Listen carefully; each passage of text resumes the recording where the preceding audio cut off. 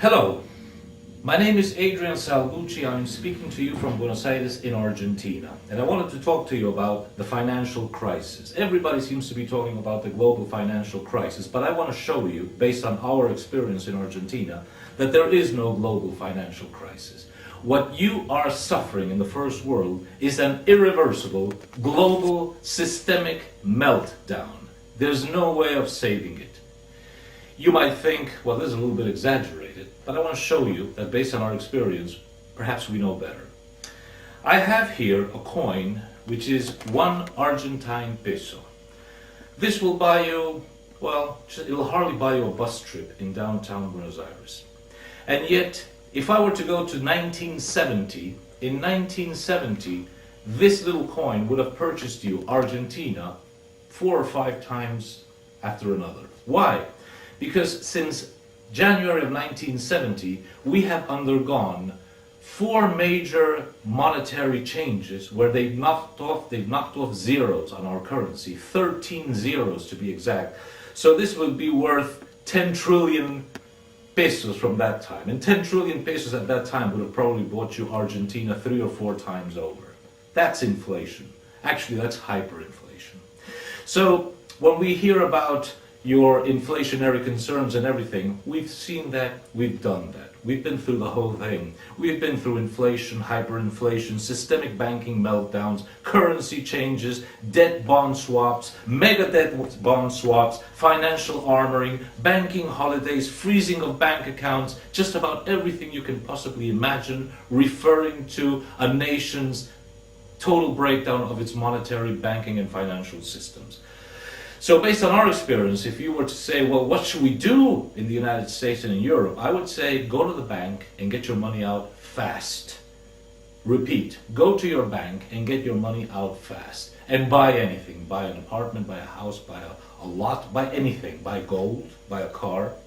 Because you see, the whole global financial system, which I have called it, or I would like to call it, extreme capitalism, to differentiate it from social capitalism, from constructive capitalism, is really a flawed model. And it's a flawed model basically because finance has usurped a place that does not correspond to it above the real economy. In other words, the financial system, the financial institutions are way above the real economy, when it should always be the other way around.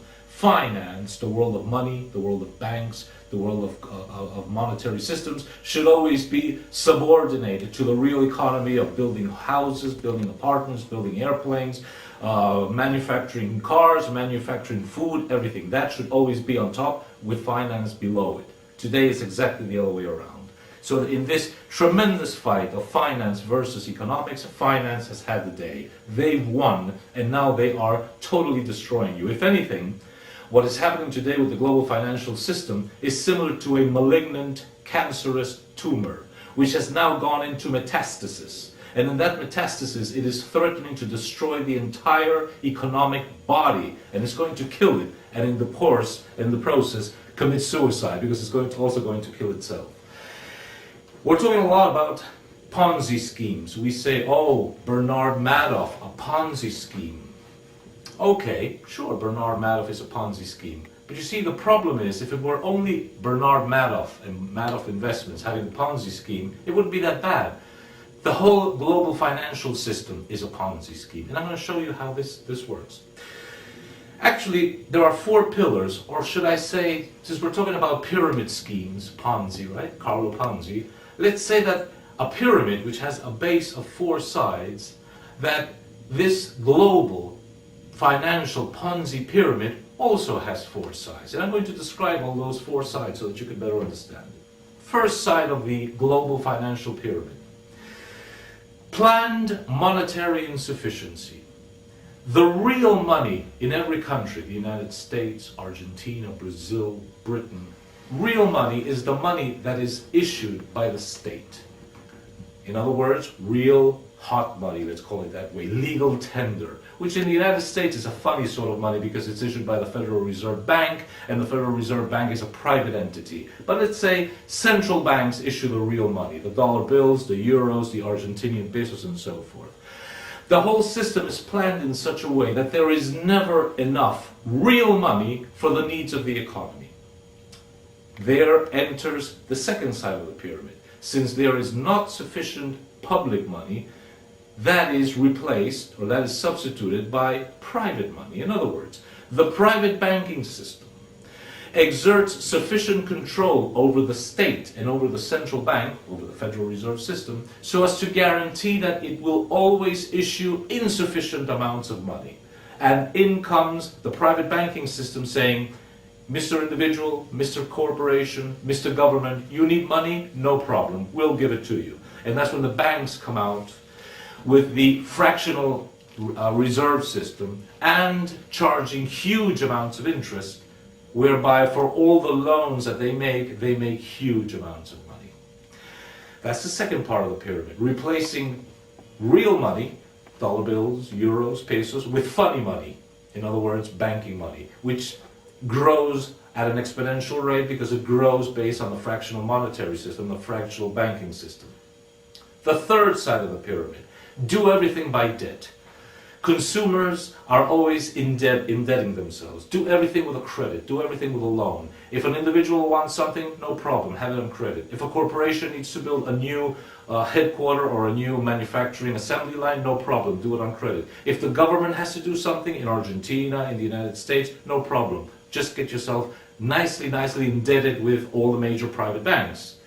And you have now a situation where, in the United States, for example, the government owes over $10 trillion, that's your debt indebtedness. Corporations owe about $9 trillion.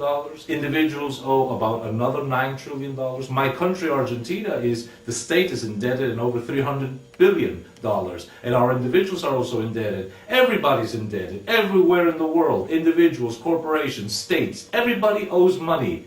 And the key question is, owes money to who? Why is the entire planet indebted to somebody? And the funny money thing is particularly dangerous because it has grown enormously. We all talk about the derivatives market. Let me give you a little bit of information that came out in the New York Times last September. 20 years ago, there was no derivatives market. In 2002, the derivatives market had grown to $102 trillion.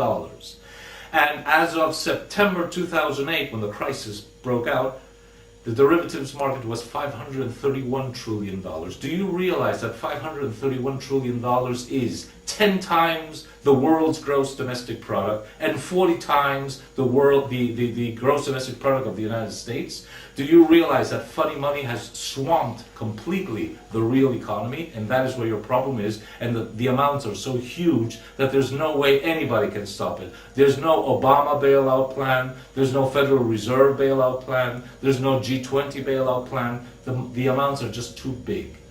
So the third part of the pyramid, as I was saying, is everybody lives on debt. And the fourth part of the pyramid is the one that we Argentinians are experts on, and I would call it privatizing the profits, socializing losses. Because since the whole thing is a model, and a model can be predicted how it will react, we know that when this Ponzi scheme is growing, there's money all over the place, there's easy loans, easy credit, everybody makes money, everybody in quotes, and when this is growing, the whole system is planned in such a way that the channels for the huge profits will go to the private bankers, it will go to the private shareholders, it will go to all the people that they want to go to.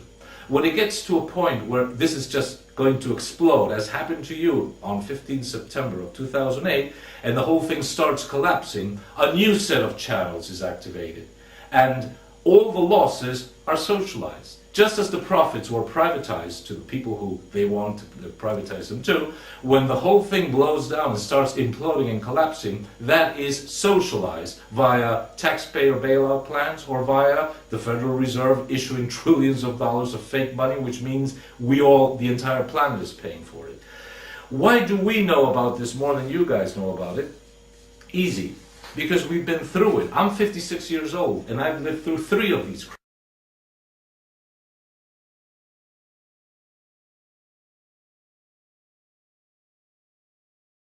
Why do we know about this more than you guys know about it? Easy. because we've been through it. I'm 56 years old, and I've lived through 3 of these crises. In 1975 in Argentina, in 1989 in Argentina, where we had hyperinflation at 10,000% inflation in 1 year, and in 2001 and 2002, when our whole financial and banking system collapsed and melted down, and we were practically on the verge of a civil war. Each one of these cycles had a different characteristic, but the results were always the same. First, all the profits were privatized, and then all the losses were socialized, and our country has become poorer and poorer and poorer. So we've seen it. The thing is that we've been able to see it because the cycle is very short in Argentina. It lasts between 12 and 17 years at most. You guys haven't seen it in America and in Europe because the cycle has lasted too long. For you, the Great Depression is just a black and white photograph of people queuing up online to get some soup, some nice hot soup in the winter. And maybe, if you're my age, you remember something that your granddad said about the Depression, and it was hard times and so forth. You never actually lived through it. We've gone through it. And we know how it all ends. And that is where this message, in a way, from Argentina, from us here, is to be generous with you and try to open your eyes that this is going to only get worse, and that what we are seeing now is what I personally call Plan A. They're trying to sort it out by just putting in lots of money into it. Paulson and George Bush put a lot of money into it with Bernanke, and now it's Obama, Mr. Geithner, your Treasury Secretary, and again Mr. Bernanke putting in money. But you see, the problem is that you're trying to cover holes of secondary funny money with primary real money. In other words, with taxpayer money, which has to be approved by Congress, and with Federal Reserve notes, which is real money. You're trying to use real money to stop out huge secondary funny money holes, and it's just not going to be enough. And if you insist on that, you're just going to hyperinflate the dollar. So I think that what we're going to see is, as Plan A fails, and it will, we're going to see Plan B, which will be the same stuff plus probably a change in the US dollar. We'll probably see a new dollar, which is going to be gold-backed, but it won't be any gold. It will probably be what I call financial sacred gold. It'll be gold that will have either a chip or a hologram or something which is absolutely fail-safe and impossible to counterfeit, which will mean that that gold, Federal Reserve gold, let's call it, will be worth $20,000, $30,000 an ounce. Pagan gold, or just regular gold, will be the one that you can buy and sell in the market, $1,000, $1,500 an ounce.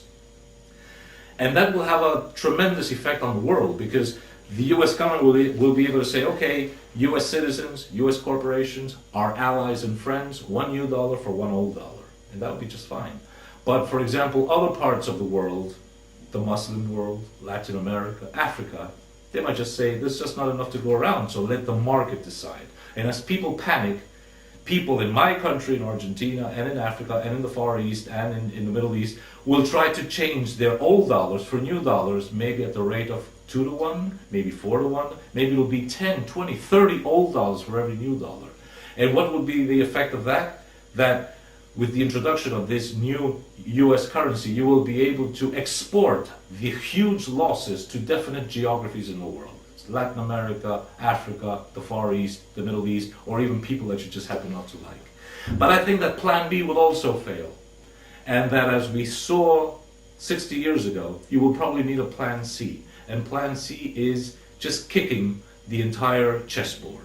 It will mean going into a major global war, as happened in the 30s, because the United States resolved its problems by seeking to find and finding World War II, just as Germany did, because Germany had a similar problem, and they too sought a state of war, and they found it. One country lost it, Germany. The other country won, the United States. The rest is history. And this time we're going to see again an exit strategy based on a global war. Only this time, contrary to World War II, which ended with an A-bomb over Hiroshima and an A-bomb over Nagasaki, this third or fourth World War, depending on how you want to number it, will probably start with nuclear armament, but nobody knows where it will end. We're still in time to do something about it, and to do something about it means that everybody in the world, especially in the United States, especially in Europe, should understand the mechanisms behind this, identify the people responsible for it, and start doing something about it. It's not just to save your own necks in the United States and in Europe, it's to save everybody's neck, not just in Argentina, but in the entire planet. Thanks a lot.